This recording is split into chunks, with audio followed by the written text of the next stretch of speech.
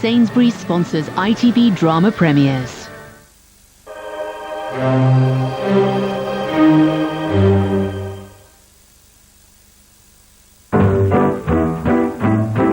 Eat 'em up. Eat 'em up. Eat 'em up. What make you eat so much? Eat 'em up. What make you grunt so much? Eat 'em up. I wonder who's to blame. Eat 'em up, eat 'em up, eat 'em up. 4 out of 5 women agreed that Special K Sustain helps them stop feeling hungry till lunch. It contains fibre and protein. Special K Sustain. See if it can sustain you till lunch.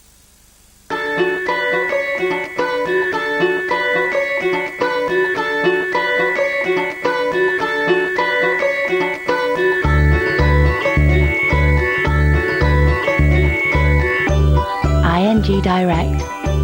Saving feels good. Every week, there are hundreds of new offers at Summerfield. Half price on Gamers Cider is just one of them. For fresh offers every week, pop into Summerfield. New Flash Clean and Care gives a great clean on delicate surfaces like marble, but unlike some cleaners, it won't take off the natural shine. Create your perfect look with colours at B&Q. And there's now 15% off the whole range. At Dow Egberts, we think you deserve a better cup of coffee every day. What do you think? Dow Egberts Pure Gold, your choice. The story of Stefan Kisko, who was wrongfully imprisoned for the murder of 11-year-old Leslie Molseed in 1975. Real crime. After news at 10 now. Nightmare on Wall Street. America triggers a global meltdown that none of us can escape.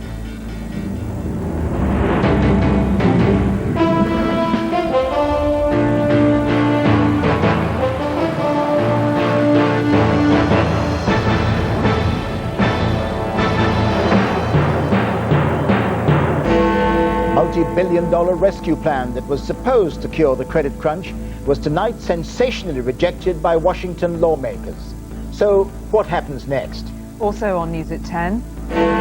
Fixed, done, sorted. Why our bailout of Bradford and Bingley may not be the end of the British bank crisis. Landmark lockdown. New revelations about the fear of terrorist attack in the days after July the 7th.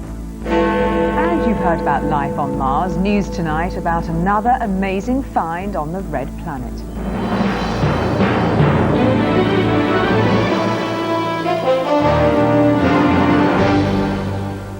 Good evening. American capitalism appears to be facing its greatest crisis in living memory tonight, with the possibility of financial collapse and a deep recession spilling across the world. In dramatic scenes in Congress, American politicians, many of them worried about their own re-election in 5 weeks' time, threw out President Bush's financial bailout plan intended to end the banking crisis. The markets reacted instantly. There was a huge sell-off of shares, and Wall Street went into free fall, ending more than 700 points down. We'll have the latest on this developing story from a very nervous Wall Street in just a moment, and what we can expect here when the markets reopen. But first, our Washington correspondent John Irvine on the day America looked into the abyss. The sky has fallen in on the Bush rescue plan. Bottom right are the 3 damning digits. 228 members of the House voted no. Instantaneously north in New York, the Dow Jones headed south. Free fall from 300 points down to more than 700 in the space of 10 minutes. It was his own party that rejected the president's proposal, and 2 hours later, all he could promise was more meetings. I was disappointed in the vote with the United States Congress on the economic rescue plan. We put forth a plan that was big because we got a big problem. I'm going to be talking to my economic advisors after my meeting here with the president, and we'll be working with members of Congress, leaders of Congress on a way forward. These are uncharted waters, not least for the Speaker of the House, Nancy Pelosi. She was among those who had predicted that the bill would pass here. Today, when the legislation came to the floor, the Democratic side more than lived up to its side of the bargain. While the legislation may have failed, the crisis is still with us. It's the election that meant rejection. November's congressional election. Many House Republicans chose to go against their president rather than ignore an electorate furious about the Wall Street bailout plan. This bill is fueled by fear and hinges on haste. We can do better. Our president and his administration are wrong. But Democrats accuse Republicans of being petty. Here's the story. There's a terrible crisis affecting the American economy. We have come together on a bill to alleviate the crisis. And because somebody hurt their feelings, they decide to punish the country. It's the Republican dissenters who have carried the day, a day that's ended in utter confusion, as the nation and the world wonders, can anybody rescue the rescue plan? And John Irvine joined just now from Washington. John, is this financial bailout dead, or is this just legislative action delayed? I think it's on a life support machine tonight, Trevor, but the Bush administration isn't giving up on the plan, perhaps because they've got no alternative. The Treasury Secretary, Henry Paulson, has just made a statement at the White House. He said they would find a way forward. There was much work to be done, but it was simply too important to allow it to fail. Now, the House of Representatives has adjourned until Thursday. The Senate, the upper house over there, is due to meet and to vote on the bill on Wednesday, and we're hearing that that might still take place. The Senate is expected to pass the bill. That would put enormous pressure on the House of Representatives, which, as I say, is now meeting on Thursday. The Noes carried the day over there by 22 votes. That means they need to persuade a dozen or so congressmen and women to come over. I think that is doable. I also think the administration has to do a better job selling this plan. There's been too much emphasis on saving Wall Street. Ordinary Americans need to hear why this really matters to them, not to the Wall Street fat cats. John Irvine, thank you. Well, the collapse of the bailout plan in Washington triggered a parallel collapse on Wall Street. The Dow Jones Index dropped 777 points, its biggest ever one-day fall. Our correspondent Martin Geisler watched as Wall Street tumbled. This was the day it was all meant to get better. Wall Street would be bailed out and America's recovery would begin. No one here expected the bill to fail. The shock was written across the faces of the traders as word spread. They won't find much sympathy outside the stock exchange.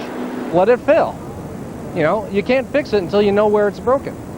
So let it break. So this is a good thing? I believe it's a good thing. It's going to be tough now if you let it break. There's some people here that are not going to be doing too bad when this whole thing goes down. Let the dust settle and let the best companies stay. Beginning of the end. The prophets of doom predict financial Armageddon in this famous corner of New York.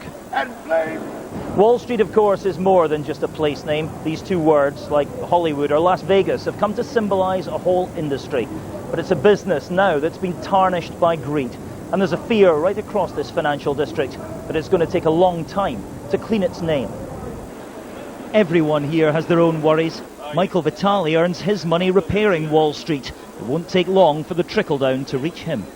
I don't know what the future holds, so, you know, our homeowners are suffering, and, you know, as far as Christmas time is concerned, you know, cutting back on everything and watching, see what happens. But today's news will have an immediate impact on Greg Signorelli, who runs a sandwich bar in the shadow of the stock exchange. The numbers are going to drop, and they already started dropping, so, I mean, eventually that's going to trickle down on me. I'll have to lay off some people, and it's going to ultimately mean a loss of business that will hurt and will trickle down. Everyone here is waiting and bracing themselves for what happens next. After years spent living the high life, there's only one certainty on Wall Street tonight. The party's over. Martin Geisler, News at 10, New York. Well, a short time ago, I spoke to John Lonsky, a leading Wall Street analyst. I started by asking how surprised he was that the deal had been rejected. I'm shocked. The expectation was that it would pass, and instead it failed, and as a result, the U.S. stock market is undergoing its worst daily slide since back in 1987, or the time of the deep stock price crash. Now, we've seen the consequences of the failure to reach a deal tonight. What are the consequences if they fail to find a solution within the next few days? Do you think the clock is ticking now? I think the clock is ticking. I think the situation will worsen until risk is sufficiently reduced for the financial system. So there's a great deal to worry about, and in all likelihood, things will just get worse until investors feel more confident about the outlook for the U.S. financial system. We're just hearing, John, that the House has adjourned until Thursday to re-examine the bailout bill. Does that offer you a glimpse of hope, do you think? A glimpse of hope, but boy, it's a long time until Thursday, isn't it? So we're going to have financial markets globally on edge until something is done about removing this heightened level of risk that for now has brought credit market activity to a dangerously low level. John Lomsky, thank you very much. Thank you. John Lomsky speaking to me a little earlier this evening. Today's financial meltdown in America is expected to trigger a frenzy of fear on stock markets around the world. Here, share prices had already fallen 5% before the vote in Congress. The FT 100 index dropped to its lowest level for 3 years because of the cost to other banks of rescuing the ailing Bradford and Bingley. Our economics editor Daisy McAndrew reports on the mayhem the markets are facing. It wasn't just in the States that banking bailouts were thrashed out today. The government here trying to replace the crisis of confidence in the markets with stability by nationalising the Bradford and Bingley. But even before the ink was dry on that deal, it was clear it hadn't done the trick. The FTSE suffering its biggest one-day fall since January. And it closed before news from Washington had even reached London. You can guarantee tomorrow will be a whole lot worse. I think we will see the market open between 4, possibly 5% lower tomorrow morning, and that's based on what has been a very aggressive close in the United States of America. The vote in America is very disappointing. In recent times, we in Britain have taken decisive action to maintain the stability of our system, and I can say this evening that the Governor of the Bank of England, the Chancellor and I will take whatever action is necessary to ensure the continued stability of the system to the benefit of families and businesses and their security right across the country. And that decisive action today was nationalising the Bradford and Bingley, a bank that, due to its huge number of risky borrowers and mortgage defaulters, no other bank would buy outright. Under the deal, Spanish banking giant Santander is paying £615 million to buy Bradford and Bingley's savings business and its 197 branches. £20 billion worth of customer deposits will be guaranteed by the government, and £50 billion of Bradford and Bingley mortgages will be nationalised. The Chancellor, though, says it would have gone bust if he hadn't dug deep with our money to nationalise it. We're going through a pretty turbulent period just now. You can see right across the world, in America, in Europe last night, here at home, governments are having to take action to deal with banks that have got into difficulty because of the credit crunch.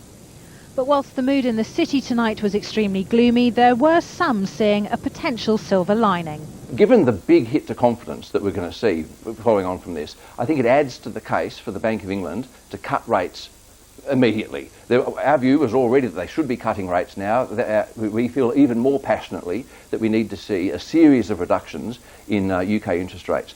Alistair Darling warned today of a bumpy road ahead. He cannot have envisaged quite how bumpy it would become tonight. Daisy McAndrew can join us now. Daisy, a bad day in the city. Is there anything we can do here to insulate ourselves from the crisis in America?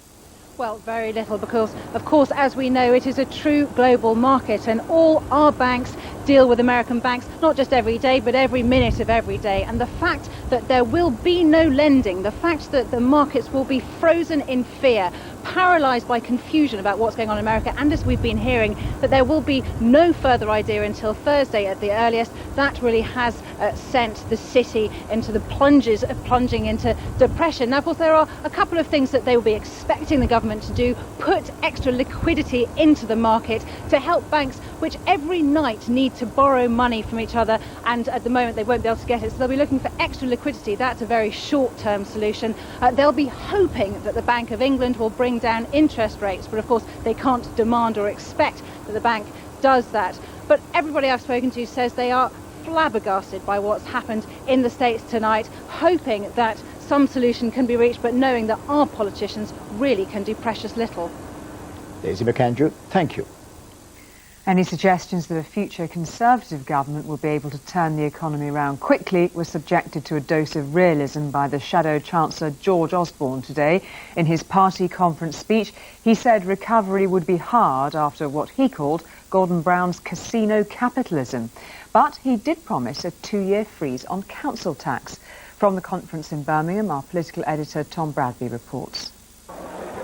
The Tory party conference continued here in Birmingham tonight, but in the most unusual of circumstances. There was only one main topic of conversation, the meltdown of the world's financial markets. Upstairs, the party's leaders were working out how to respond to the greatest economic crisis most of us have ever known. Well, clearly the eyes of the world are on Congress, and a deal is needed in order to stabilise financial markets and financial institutions, not just in America but elsewhere. What's needed is for parties to work together, and there may be lessons for us back at home there. We are a responsible opposition. We stand ready to work with the government and help the government in any way that is necessary to help bring stability at what is a time of great anxiety. Earlier in the day, Cameron's Shadow Chancellor laid out how he would clean up the mess. His message was unremittingly grim. The party is over. Gordon Brown should have seen this coming, he argued, and been better prepared. Gordon Brown will do anything to avoid telling this country the truth. So as he won't, I will. The cupboard is bare. There is no more money. Tax revenues have collapsed. So it is no good us talking about the big upfront tax giveaways we might like to make, or the big spending increases it might be nice to have. Because I repeat, there is no more money. There was some politics, of course. He had a go at bankers in the city. I will not increase taxes on the family earning £20,000 to carry on paying the bonuses of the banker earning £2 million. He also promised to freeze council tax for 2 years, though how credible that is in the current climate is open to debate. His overall message was simple. There's going to be one hell of a mess when all is said and done. We're the right people to clear it up, but don't expect it to be any fun. Tom, another suggestion from the polls tonight that in the middle of all this turmoil, it's a case of better the devil you know. Well, I think that is showing up in the polls, Julie. I'm tempted to say the most noticeable public reaction from this might be a degree of anger at all bankers and all politicians, and I think that's why David Cameron was very careful to position himself in the way that he did tonight. But as regards the polls, I don't think it's at all surprising what's happening here. There's a very clear flight to experience. People worried about the situation, viewing Gordon Brown as the man of experience. I think most people feel that he's handled the crisis reasonably well over the last week. But the crucial thing is what happens when the dust has settled. Who wins that argument? Gordon Brown has said this is the first crisis of globalization. No one could have seen it coming, and it's a question of who deals with it best, who has the best ideas for dealing with it. The Tory argument, which you saw very clearly today, was Gordon Brown should have seen this coming. He promised an end to boom and bust, but there's never been an end to boom and bust. Bust always follows boom, therefore he should have prepared for it, he should have realised it was coming, and he should have been in a much better position to deal with it when it came. Now, I think that is the absolute central argument that the next election will be decided upon, and so both parties are thinking very, very carefully about exactly what they say and how they position themselves. Tom, thank you. Stay with us on News at 10 tonight for new evidence about our nearest planetary neighbor. NASA scientists reveal why the red planet may go a whiter shade of pale. Plus, our fears of another 7/7 shut down some of London's key buildings just days after the bombers struck.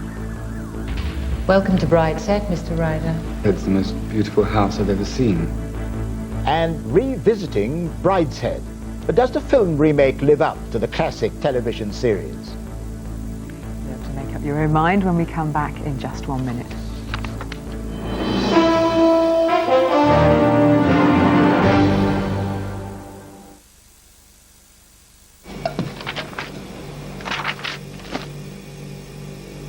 I think you'd better set the table. Fast.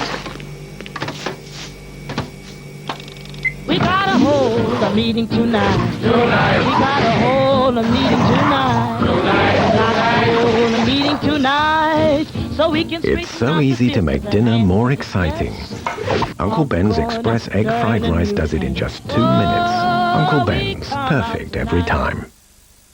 A really crunchy Price Crunch from Morrison's. McVitie's chocolate digestive biscuits, buy one, get one free. The Price Crunch at Morrison's. I'm getting lighter and lighter because I'm the weight on your shoulders, and I'll disappear along the way. Uncle Ben's Sweet and Sour is the nation's favorite, so invite the world to dinner with Uncle Ben's sauces.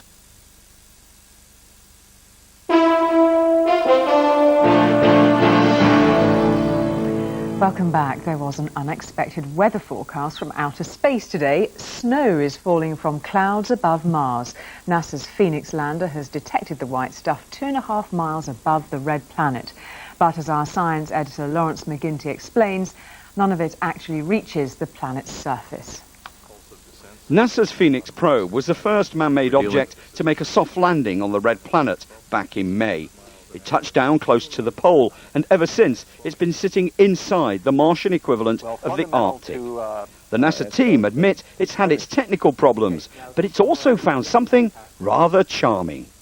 These are clouds scudding across the horizon, clouds of ice that are falling as snow.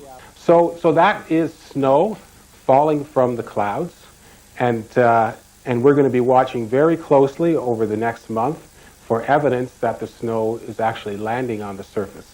Phoenix's main mission, however, is to gouge out samples of the Martian soil and look for traces of life or of an environment that could support life. NASA scientists are pretty upfront that they haven't found what they were really looking for in these Martian soils, and that's organic chemicals, the telltale fingerprints of life. But they have found, so they think, clay and chemicals called carbonates, both of which on Earth only form when there's water. Their theory that once there was water here, and with it, the potential for life. Is this a habitable zone on Mars? Well, I think we're approaching that hypothesis. We understand, though, that Mars has many surprises for us. One potential surprise, in the next few weeks they'll be turning on a microphone, the first time anyone has tried to listen to Mars. Lawrence McGinty, News at 10.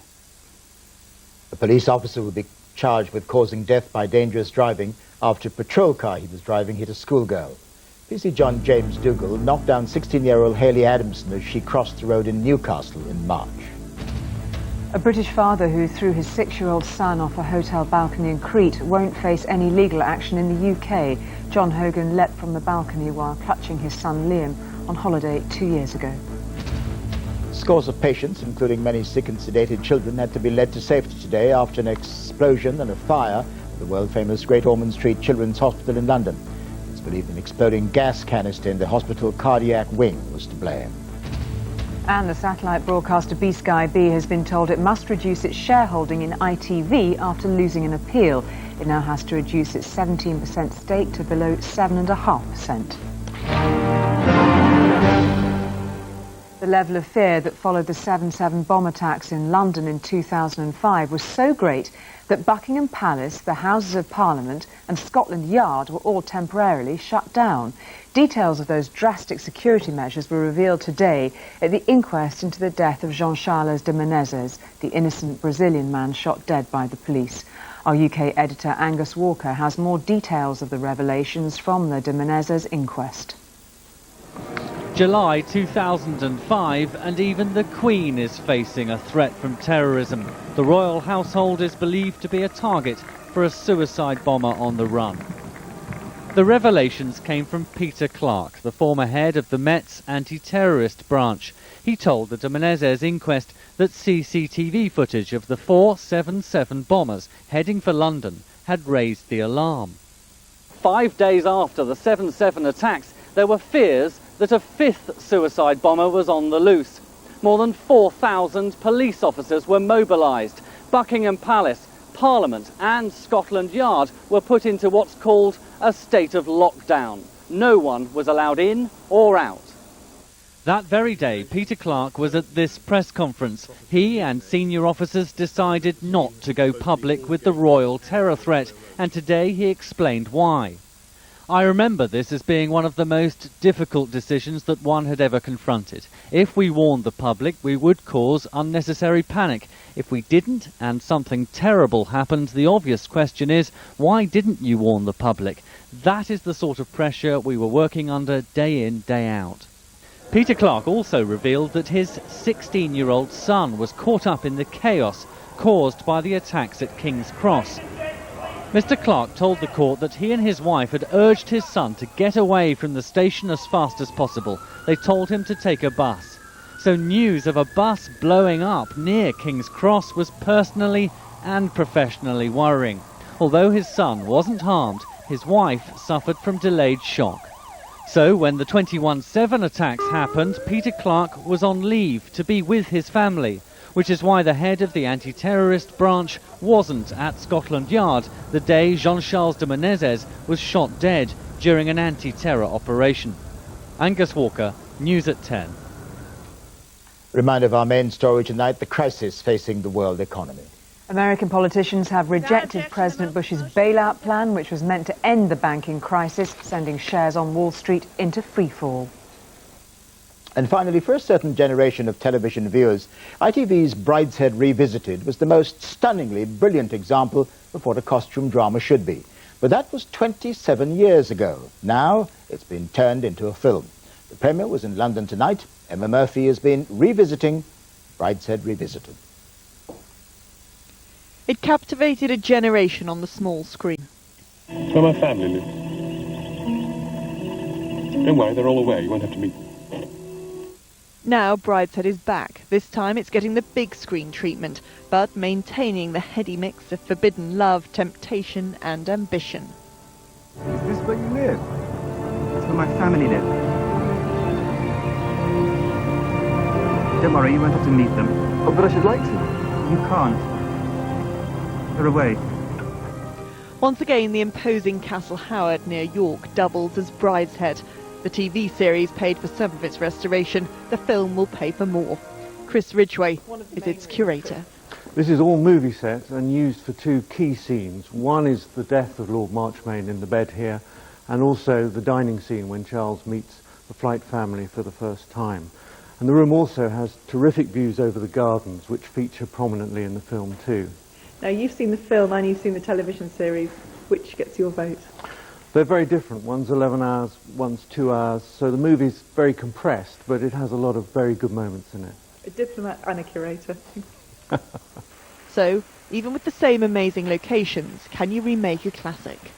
You can't remake it. You can tell a story, a very good classic story again, though. I think that's certainly true, and I think that's what they wanted to do with Brideshead.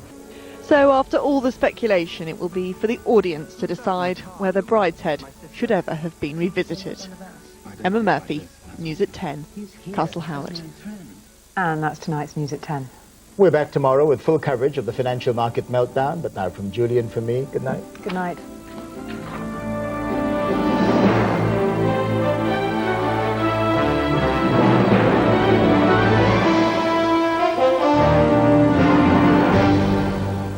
Though the skies are filled with clouds, Sheila's wheels will do you proud. Whether the skies are grey or blue, our car insurance covers you.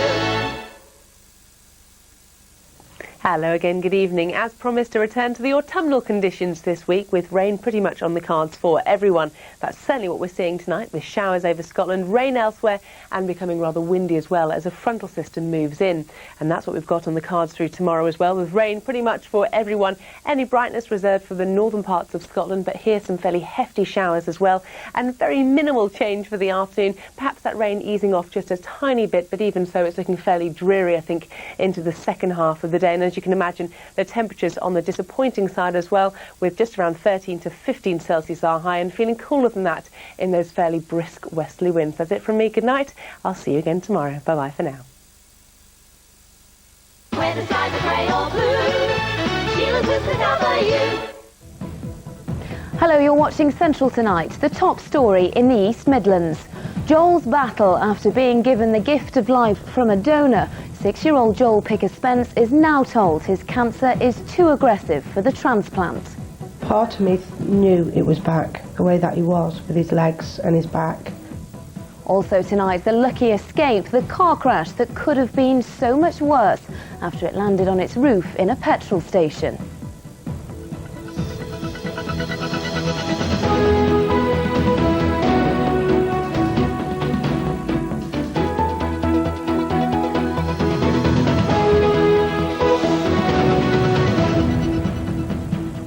Good evening. Ever since he was 3, Joel Picker-Spence has been battling cancer. Recently, against all the odds, a bone marrow donor was found and Joel was due to have a life-saving transplant this week. Doctors have now told Joel's family he's too ill to have the treatment. So they've decided to hold Joel's 7th birthday party and Christmas now. Lisa Foden has been with the family this evening and sent this report. Christmas has come early here at the Picker-Spence household at Farndon in Nottinghamshire. It's been a really difficult few years for the whole family. But Joel is here in fine fettle opening some presents already. Only 4 sleeps to go before Christmas for you, Joel. What do you think about that? Hey? Well, he thinks it's great. Mum, it's been a very difficult time for you, hasn't it? Yeah. How have you coped with this roller coaster of emotion? Well, luckily my husband and family and friends, you know, we've sort of got through it together. And in the summer, when you knew that possibly you would have a donor match and it would all go through, how is that for you now, knowing that that won't happen? Devastating. But I mean, you just got to get on and make what we've got, and that's how we are as a family. So Saturday's going to be our Christmas day, and on Sunday's going to be his birthday. Well, Joel, what are you looking forward to about your early Christmas? Come on here. It's really like normal Christmas. It's just early, that's all.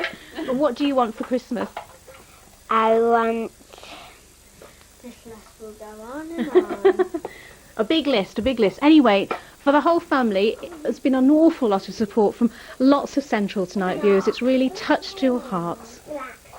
Dean Willis from Derby broke his legs and suffered severe burns in a road accident in Crete last month. Hundreds of people raised thousands of pounds to bring him home. So, after seeing Joel's story, Dean and his family decided they wanted to do their bit. This little boy, it really did touch me, and as soon as I heard him say he wanted a bear, I thought, well, when I sent a few texts to my friends and they all said, yeah, they'll chip in. Someone else moved by Joel's story was Tracy Parker from Ilkeston in Derbyshire. Her son Ben was diagnosed with leukemia in 2000. Sadly, he lost his battle with cancer 3 years later. But when Tracy heard about Joel's situation, she was moved to help. Our son Ben died from leukemia and he loved holidays at Mablethorpe. We've set a charity up with a caravan there and we thought it'd be lovely for the family and Joel to have a holiday there. It was Lisa Foden with the family there and Gareth Owen with that final report. Now, if you want to find out more about bone marrow donation, you can get in touch with the Anthony Nolan Trust on 0207 284 1234 or visit their website at anthonynolan.org.uk. In other news, a driver is seriously ill in hospital tonight after a high-speed crash when his car flipped over and landed on its roof in a petrol station. People living near the crash scene in Nottingham say it could have been so much worse. The car landed just inches away from the petrol pumps. Peter Byrne reports. Utter devastation. These pictures were taken by the manager of the Merco garage in Beechdale just minutes after the crash yesterday morning. His immediate fear was that the car could explode. The petrol tank opened after accident. This petrol is coming through in the floor, in the forecourt. That's why I stop it, electricity and everything is stop it, come out the assembly point is. He's now begun the clean-up after the crash. It's thought the cost of repairs could run into thousands of pounds. But people living nearby know the damage could have been much worse. All we heard was a big crash. When we came out here and there was fire engines, ambulances, everywhere. If it had bit the pumps, obviously, you just don't frightened to think about it, aren't you, really? I mean, what if it... Well, I don't know. It's a bit scary. The driver of the car, a man in his 20s, is in a serious but stable condition at the Queen's Medical Centre in Nottingham. A police investigation into the crash is underway. Peter Bean for Central Tonight.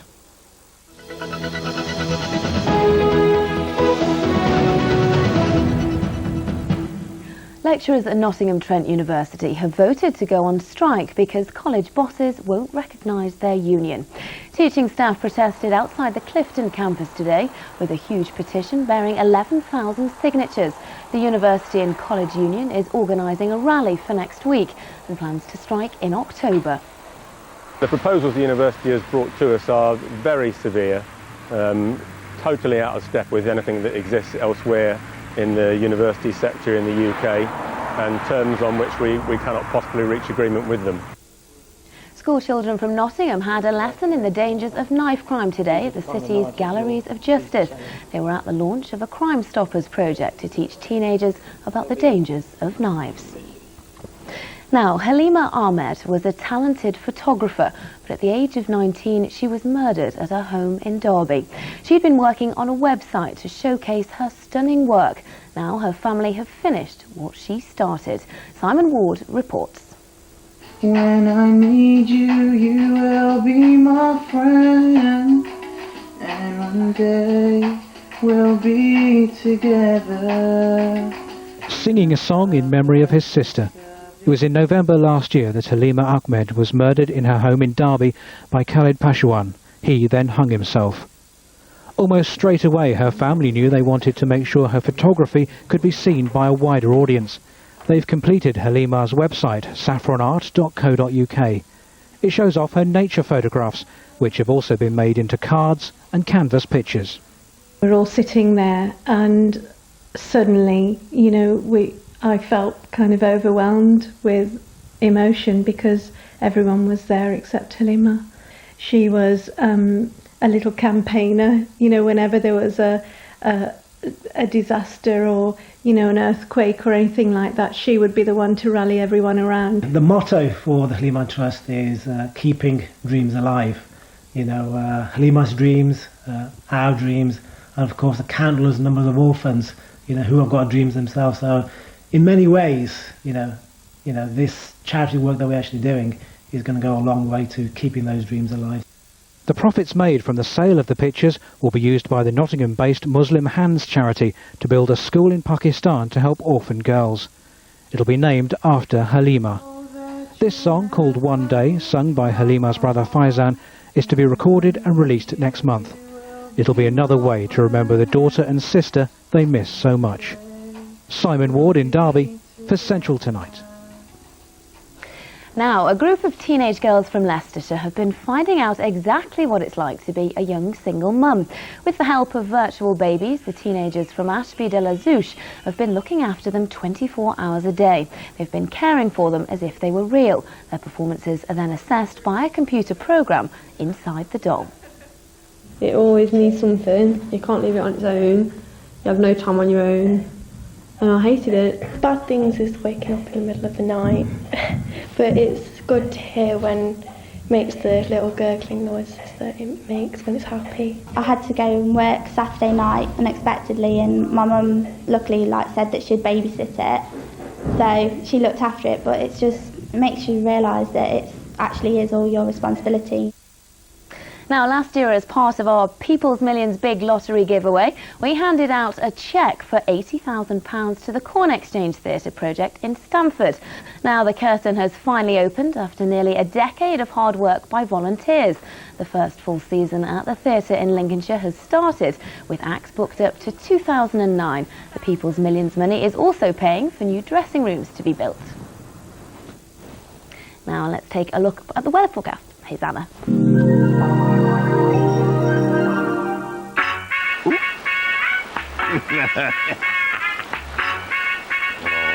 Central weather with the BMIBaby.com credit card. Good evening. Thank you very much, Paul Hargreaves, for sending in this lovely photo of a sunset taken over Alveston Lake. If you'd like to send us any of your weather photos, all you need to do is email them to centralnewseast@itv.com. We've got some very unsettled conditions on the way this week. In fact, overnight tonight, we're seeing a heavy band of rain moving its way in from the northwest, and up to 2 inches of rainfall is expected. Now, with that rain, we're seeing freshening winds and just low temperatures of 10 Celsius, so warmer than past nights. The rain is with us as we start tomorrow. Heavy rain still there, but it will start to clear away and ease off during the afternoon. You could even see some sunshine. Temperature-wise, though, really feeling autumnal with just a high of 14 Celsius. Quick look at your outlook. As I said, some very unsettled conditions on the way for the rest of the week. Good night. Central Weather with a BMIBaby.com credit card.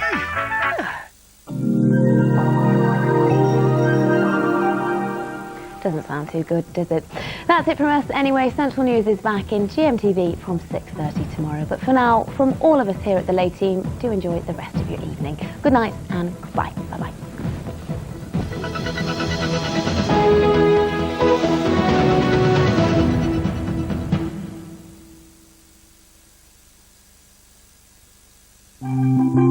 So, who are the ultimate bad drivers then? We'll find out as police camera action looks into it, coming up after more real crime now.